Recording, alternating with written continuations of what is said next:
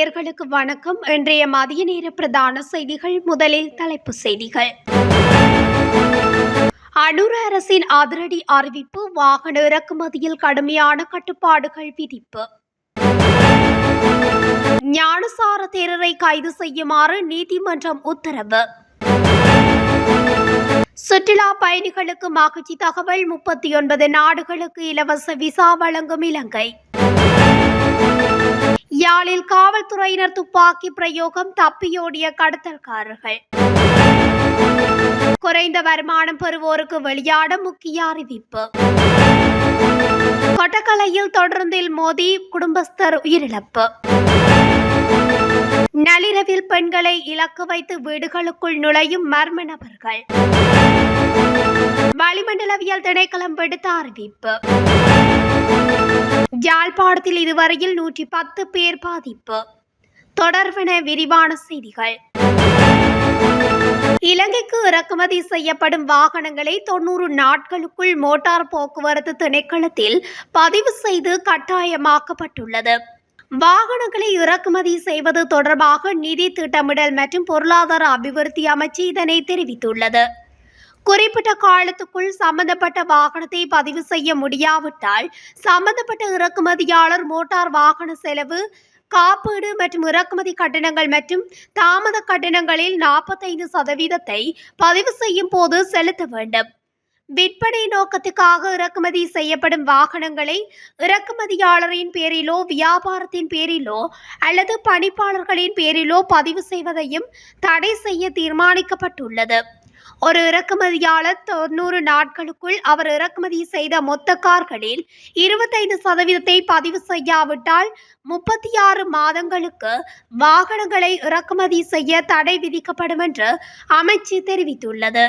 அதிகளவில் வாகனங்களை இறக்குமதி செய்வதையும் வாகனங்களை பதுக்கி வைப்பதையும் தடுப்பதே இதன் நோக்கமாகும். நாட்டின் அந்நிய செலாவணி கையிருப்பை பாதுகாக்கும் நோக்கில் இந்த நிபந்தனைகள் விதிக்கப்பட்டுள்ளதாக நிதி திட்டமிடல் மற்றும் பொருளாதார அபிவிருத்தி அமைச்சு மேலும் தெரிவித்துள்ளது. பொதுபல சேனா அமைப்பின் பொதுச் செயலாளர் கலகடஹத்தே ஞானசார தேரரை கைது செய்ய கொழும்பு நீதவான் நீதிமன்றம் பிடியாணை பிறப்பித்துள்ளது. இஸ்லாமிய மதத்தை அவமதித்ததாக குற்றம் சுமத்தப்பட்ட வழக்கில் பிரதிவாதியாக குறிப்பிடப்பட்டிருந்த நீதிமன்றத்தில் முன்னிலையாக தவறியதன் காரணமாக இந்த உத்தரவு பிறப்பிக்கப்பட்டுள்ளது. இந்த வழக்கின் தீர்ப்பு இன்று அறிவிக்கப்படவிருந்த நிலையில் வழக்கு விசாரணைக்கு எடுத்துக் கொள்ளப்பட்ட போது ஞானசார தேரர் நீதிமன்றில் முன்னிலையாகவில்லை எனவும் அதன்படி ஞானசார தேரரை கைது செய்து நீதிமன்றத்தில் முன்னிலைப்படுத்துமாறும் நீதவான் உத்தரவிட்டுள்ளார். எவ்வாறாயினும் ஞானசார தேரர் சார்பில் முன்னிலையான சட்டத்தரணி நீதிமன்றத்தில் சமர்ப்பித்த சமர்ப்பணத்தில் தமது கட்சிக்காரருக்கு சுகவீனம் காரணமாக நீதிமன்றில் முன்னிலையாக முடியாதுள்ளதாக குறிப்பிட்டுள்ளார். எனினும் சமர்ப்பணங்களை பரிசீலித்த கொழும்பு மேலதிக நீதவான் பிடியாணை பிறப்பித்துள்ளதோடு தீர்ப்பு அறிவிப்பை ஜனவரி 9 ஒத்திவைத்துள்ளார். 39 நாடுகளுக்கு இலங்கை இலவச விசா வழங்கவுள்ளது. அதன்படி 2025 ஆண்டு ஜனவரி மாத தொடக்கத்தில் 39 நாடுகளுக்கு இலவச விசா வழங்கவுள்ளதாக இலங்கையின் வெளிவிவகார அமைச்சர் விஜிதஹேர தெரிவித்துள்ளார். இந்த நடவடிக்கையால் இந்தியா உட்பட வெளிநாட்டு சுற்றுலா பயணிகள் இலங்கைக்கு வருவதை எளிதாக்கும் எனவும் அமைச்சர் குறிப்பிட்டுள்ளார். யாழில் மணல் கடத்திய டிப்பர் வாகனம் ஒன்றை காவல்துறையினர் துப்பாக்கி பிரயோகம் மேற்கொண்டு கைப்பற்றியுள்ளனர். குறித்த சம்பவம் நேற்றைய தினம் யாழ் வடமராட்சி வலிபுரம் பகுதியில் இடம்பெற்றுள்ளது. யாழ் வடமராட்சி வலிபுரம் பகுதியில் சட்டவிரோத முறையில் மணல் அகழ்ந்து கொண்டு டிப்பர் வாகனம் ஒன்று சென்றுள்ளது. குறித்த டிப்பர் வாகனத்தை பருத்தித்துறை காவல்துறையினர் வலிபுரம் ஆணைவிழுந்தான் வீதியில் வைத்து நிறுத்துமாறு கோரிய போது அதனை பொருட்படுத்தாமல் தப்பியோட முற்பட்டுள்ளனர். இதன்போது காவல்துறையினர் துப்பாக்கி பிரயோகம் நடத்தி குறித்த டிப்பர் வாகனத்தை கைப்பற்றியுள்ளனர். மேலும் கடத்தல்காரர்கள் தப்பித்த நிலையில் டிப்பர் வாகனம் பருத்தித்துறை காவல் நிலையத்தில் தடுத்து வைக்கப்பட்டுள்ளது. இந்த சம்பவம் தொடர்பில் பருத்தித்துறை காவல்துறையினர் மேலதிக விசாரணைகளை மேற்கொண்டு வருகின்றமை குறிப்பிடத்தக்கது. குறைந்த வருமானம் கொண்டவர்களுக்கு வழங்கப்படும் அஸ்வசும கொடுப்பனவுகளை வரவு வைப்பதற்கு வங்கி கணக்கு இல்லாத பயனாளிகளை வங்கி கணக்கு திறக்குமாறு நலன்புரி நன்மைகள் சபை அறிவித்துள்ளது. அஸ்வஸ்ம முதல் கட்டத்தில் தகுதி பெற்ற சுமார் 6000 பேர் வங்கிக் கணக்குகளை திறக்காததால் கொடுப்பனவுகளை பெறவில்லை என சபை தெரிவித்துள்ளது. அத்துடன் தேசிய அடையாள அட்டை இல்லாத காரணத்தினால் வங்கிக் கணக்குகளை திறக்க முடியாத மக்களும் அதில் உள்ளடங்குவதாக தெரிவிக்கப்பட்டுள்ளது.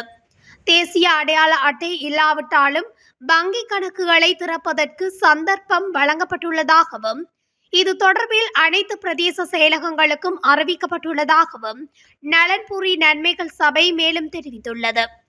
இதன்படி வங்கிக் கணக்கு இல்லாத பயனாளிகள் 27ஆம் தேதிக்கு முன்னர் பிரதேச செயலகத்தில் இருந்து கடிதத்தை பெற்று வங்கிக் கணக்குகளை திறக்குமாறு திணைக்களம் தெரிவித்துள்ளது.